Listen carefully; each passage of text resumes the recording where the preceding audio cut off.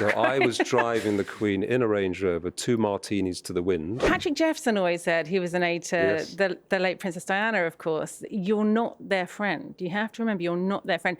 But there is friendliness, isn't there, Simon? After I was appointed, I was invited to spend a few days in Balmoral with the family. In fact, the whole family was there. On the first night, we gathered for drinks before going off to this famous barbecue, which isn't really a barbecue because it's all pre-prepared. And I had, as is the wont in Balmoral, a couple of stiff martinis. Why not? Join the family at it. Very and stiff, aren't they? I was absolutely double strength, they used to say. And they said, by the way, we thought it'd be a good idea if you travelled with the Queen to the bothy. And I said, well, that's fine. The Land Rovers will be outside in 10 minutes. I'm fine, okay. So I came outside, waited for the Queen, and I went towards the passenger seat. They said, no, you're driving the Queen.